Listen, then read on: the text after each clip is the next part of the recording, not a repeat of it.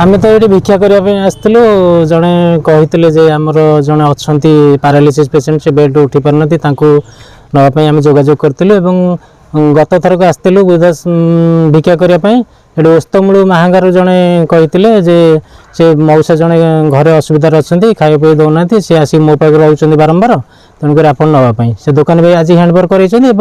स्थानीय आज नौ जो अनेक जगह जो मैंने भिक्षा अनेक जगह महाशिक्षा दिए आज किसान वृद्धाश्रम अध्यक्ष को ये भिक्षा आज आप संपर्क को जोड़ुंट असहाय को उद्धार कर महाशिक्षा दूँ निश्चय भाव में महाशिक्षा दूसरी भिक्षाटा हूँ आम भारतर माने समाजर उन्नति करने समाजर भल कम करने समाज में भिक्षा हूँ आमर आगुरी मुनि ऋषि मान परंपरा अच्छी गौतम बुद्ध भी भिक्षा करते तेणुकर भिक्षा एक महान परंपरा भिक्षाटा छोट जिनस नुह भिक्षा को भिक्षा करके माने समाज उन्नति करवा समाज को सहाय है गोटे महान कार्य जो आउ गोटे कथा रोचे आज मनीष गोटे ट्रेंड पलटुची केमी धन कमेबी संपत्ति कमेबी आ सुख शासन रही पिला कि देखा परिणत बयस यही पिला बापा माँ हाथ जोड़ुंट आपण मान भाई आश्रम जो मैंने रोचे दुखी मनीषर मन बुझा से आश्रम में जाकर कालातिपात कर ट्रेंड आम पिला लोभ कर आश्रम में कालातिपात कर आश्रम अध्यक्ष हिसाब से असहाय मनीषर देवदूत हिसाब से कौन कह देखो समाज में गोटे बड़ कथा आम सीनियर सिटीजन माने से निजर बापा माँ हूँ समाज कहीं भी हूँ सीनियर सिटीजन मानक आम गोटे माने भलरे चलुचे कौन भलरे चलुचे ना आगुरी जेसीबी नथिला रास्ता रे आमे मुंडे माटी पकईकरी लोक बड़ रास्ता तैयारी करछंती आज आम नाल केनाल जमी समतुल करछंती एई सीनियर सिटीजन माने किंतु सीनियर सिटीजन मानक आम के तले पकईबा कथा नुह सीनियर सिटीजन मानक पाई आम भलरे अच्छु वरिष्ठ नागरिक मानक पाई आम भलरे अच्छु तेणुकर से मानक तांको त्याग तपस्या को सम्मान जणे कि आम तांकर सेवा सम्मान सत्कार सब किछि करबा कथा एहा होछि हमर लक्ष्य एवं परंपरा तो आम तांकर केही नांती आम ताको उद्धार कर नेइछु ताको बापा माँ भाया जेंति आम घर बापा माँ सेवा करछु आम ताको बापा माँ भाया रखियो सम्मान दो तांकर सब भल मंद सब सुख दुख सब ठिया हेतु तांकर भल मंद गो पछर भल मंद सब करिया तैयार अछि कष्ट लगे ये मनीष मान को लेकिन जो निज लोक मैंने मुह मुड़ुंट आपण सहयोग हाथ बढ़ाऊँ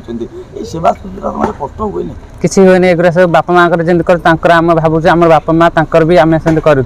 किसी घृणा लगुन किसी मौसा 2-3 मास तले आसते ये 5-7 दिन रही मो पाखे आम बजार वाला मुझे खाया पिया देकी रखिलु तापर पिला बापा पुओ डाकिलु पुओ भी आसला बिगड़ा उड़ी कर बुझाबुझी कर मौसा पठेदेलु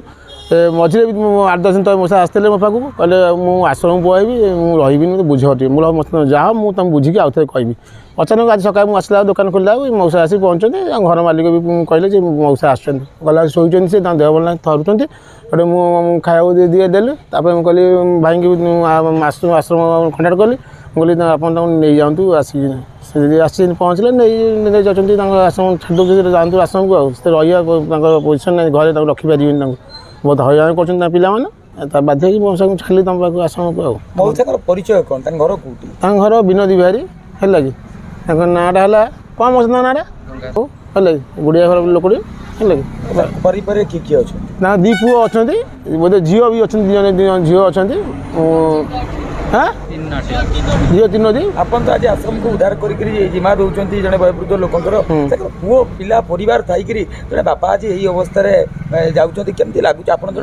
बहुत दुख लगुच से मुझे रखी मझे 5-7 दिन आम रखी बजार खाया पिया रखी समस्ते है लगे अल्प बहुत समस्त खाया पिया रखिलु पुणी से भर कहला आश्रम पलू बोल मो ना हूँ अनिता महाराणा घटना कौन केमती नाई से आमर पीसी शाशु हे से बाहर स्वामी मैंने नाती ना कि छाड़ी पलि जाइए गोटे पुओ भी थिला पुओटी मरी जाइए सी निजे गाई गोरु भल मंद कर रही अलग हठात गाईटी मरीगला पारालीस हो गला आम मेडिकल नहीं जाइलु पुतुरा आम सब पुतुरा बो मैंने नहीं जाइलु आपर पारालीस हो गला भल है घर को नहीं आसती घरे सेवा हरिका करूँ मो हाथटी भी भांगीगला सेवा करने मो हाथटी भी ठीक है आम से आम वृद्धाश्रम को दवापाई स्थिर पचारे चाहबू आज से आप पी शाशु जगह आपंकर माँ भी था शाशु भी था आज आप हाथ भी खराब था नहीं कौन करूँ ଆଉ ଯେହେତୁ କିଛି କରିପାରୁନୁ ଅସୁବିଧା ଆଉ କ'ଣ କରିବୁ ଦେବାକୁ ବାଧ୍ୟ। ମା ପୁଣି ଯେମିତି ଆଶ୍ରମକୁ ଖାଲି ବିଦା କଲେ କାମ ତ ସରିଯିବନି, ନାଇଁ, ନା, ସ୍ନେହ ଅଛି। ମଣିଷ ବନ୍ଧା ରହୁଛି, ଆପଣ ତ ପୁଣି ଯିବେ ନା ନାଇଁ? ନିଶ୍ଚୟ ଯିବୁ ନାନୀକି ଦେଖା କରିବୁ, ନିଶ୍ଚୟ ଯିବୁ। ମା ଶେଷ ପ୍ରଶ୍ନ ରଖିବି, ଆଜ୍ଞା। ଯେ ଯେତେବେଳେ ଆଜି ନିଜର ରକ୍ତ ସମ୍ପର୍କୀୟ ହୁଅନ୍ତୁ, ନିଜର ପିଲା ପରିବାର ଯାହା ପାଇଁ ମଣିଷ ପରିଶ୍ରମ କରେ ଭବିଷ୍ୟତକୁ ନେଇ ସ୍ୱପ୍ନ ଦେଖେ ବଢେ, ସେମାନେ ଯେତେବେଳେ ପର କରିଦେଉଛନ୍ତି, ଏହି ଅଚିହ୍ନା ଅପରିଚିତ ଆଶ୍ରମ ତାଙ୍କୁ କୋଳେଇ ନେଉଛି, ନିଜର କରୁଛି, ସେ ଆଶ୍ରମର କାର୍ଯ୍ୟକର୍ତ୍ତାଙ୍କୁ କ'ଣ ଆପଣ କହିବେ ଜଣେ ମା ହିସାବରେ? ନାଇଁ କ'ଣ କହିବୁ,